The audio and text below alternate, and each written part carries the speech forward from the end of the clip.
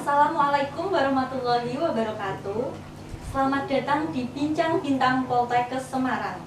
Kenalin, namaku Evita Eka Saputri dari Kompi Divisi Poltekkes Semarang.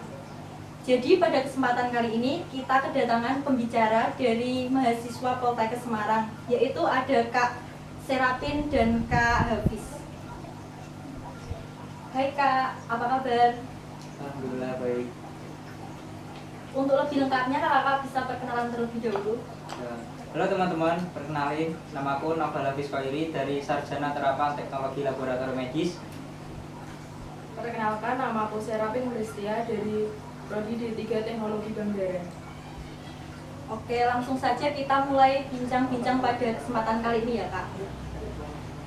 Yang pertama, mengapa sih kakak memilih prodi tersebut untuk masa depan kakak? Kalau dari aku sendiri ya, kalau dari aku sih kan dilihat dari keluarga aku sendiri ya. Aku punya ibu yang bekerjanya itu di lab kesehatan, laboratorium di rumah sakit. Dan mulai dari situ, dari aku sendirinya itu pengen gitu loh, lanjutin bakat dari ibuku sendiri. Terus juga kan kalau dilihat dari prospek kerjanya itu sendiri, kalau di TLM sendiri, teknologi laboratorium medis, banyak dibutuhin gitu.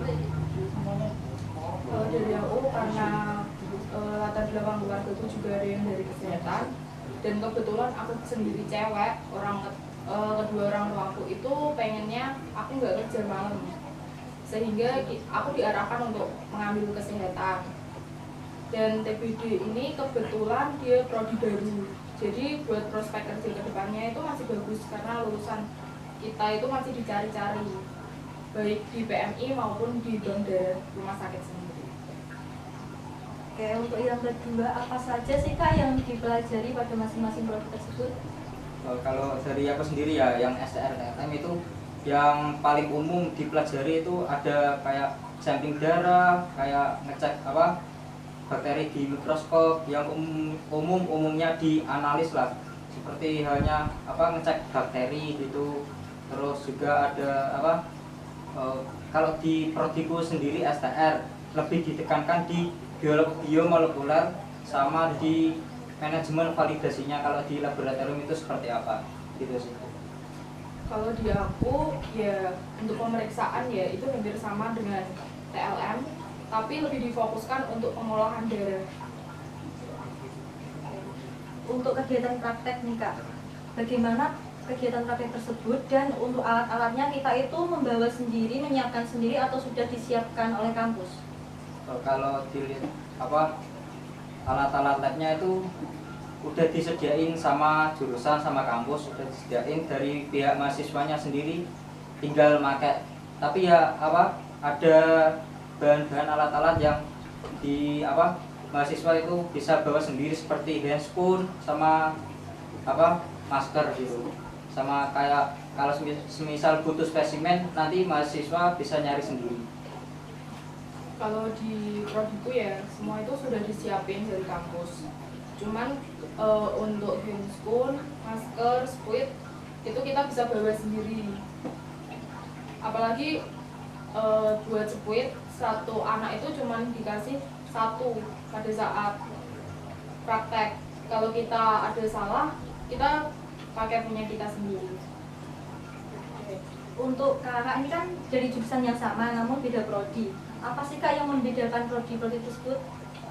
Kalau yang dari STR sendiri itu kan tadi udah saya jelasin ya, lebih ditekankannya ke manajemen validasi sama ke biomolekulernya. Jadi tingkatan yang STR-TLM sama D3 TLM itu lebih tinggi STR-TLM.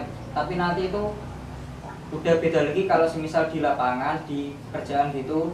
Kalau D3-nya itu lebih senior lagi. Kalau dari aku ya, kalau di analis itu fokusnya kan untuk pemeriksaan sampel. Kalau di TBD itu kita fokusnya untuk pengolahan darah. Jadi kita mempelajari komponen-komponen darah itu sendiri. Oke, kakak ini kan udah pernah kuliah offline dan sekarang merasakan kuliah online karena pandemi. Gimana sih Kak perbedaan kuliah offline dan kuliah online yang dirasakan selama ini? Kalau menurutku sendiri ya, jujur lebih seneng sama yang kuliah offline sih. Kenapa? Karena kan kalau kuliah offline kita otomatis bisa ketemu sama teman-teman, sama dosen juga ya. Terus juga penyampaian materinya juga itu bisa bener-bener ketangkep sama mahasiswanya gitu loh, nggak lewat nge-zoom atau apa gitu aplikasi. Tapi ya dengan adanya kuliah online gini, jangan langsung beranggapan nanti bakal keteteran buat kuliahnya nanti gitu. Kalau aku ya nggak ada bedanya sih sebenarnya antara mau online ataupun offline. Tapi yang membedakan itu untuk skill, buat hard skillnya kita lebih ke offline, cenderung ke offline. Untuk pengalaman nih Kak, pengalaman apa yang dirasa paling menarik selama kuliah ini? Kalau dari aku sendiri pengalaman paling menarik ya. Kalau pengalaman paling menariknya sendiri itu ya waktu perkuliahan, waktu praktikum. Misalkan kita kalau waktu praktikum itu di demo diajarin dulu sama dosennya. Nanti kita langsung penasaran gimana sih ngelakuinnya, ini kayak gimana. Nanti kan langsung praktek langsung dari kitanya gitu loh. Kenapa kok bisa kayak gini gitu, melihat di mikroskop kayak nyempling pasien, nanti bisa ngerasain oh iya rasanya nyempling tuh kayak gini, enak banget. Kalau untuk Kak Serapin? Kalau aku ya sama hampir seperti itu, tapi kalau aku lebih berkesan di pencucian darah. Kan gimana ya, kita pertama pasti masih awam dengan apa sih kok darah dicuci, emang darah bisa dicuci. Tapi setelah praktek ternyata itu asik, apalagi kita nunggu pada saat proses pencucian itu ganti-gantian. Untuk prospek kerja kedepannya Kak, dari masing-masing prodi itu gimana? Kalau dari prodiku sendiri STRTLM, prospek kerjanya itu sih bisa udah jelas bisa di ahli tenaga laboratorium medis di laboratorium ya. Terus juga kalau yang lainnya itu bisa aja di pabrik sebagai pengecek kandungan makanannya, itu jumlah bakterinya udah dicek paling minimum itu yang udah bisa dipasarin ke manapun. Terus juga ada bisa di balai laboratorium kesehatan. Terus misal jadi pengajar kayak dosen lah, pengajar itu analis kesehatan. Kalau untuk Kak Serapin? Kalau di TBD sendiri ya, karena kita di sini dilatih untuk menjadi teknisi pelayanan darah, jadi kita lebih difokuskan untuk ke BDRS rumah sakit atau ke PMI. Untuk yang terakhir nih Kak, bolehlah kakak-kakak memberikan pesan singkat untuk mahasiswa dan untuk calon-calon mahasiswa di luar sana supaya tetap semangat?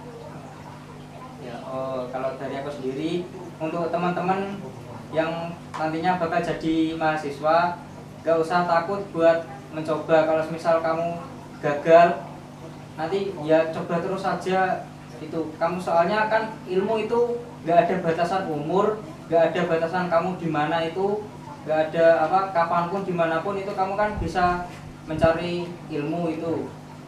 Ya gitu. Sedangkan dari Kak Serapin?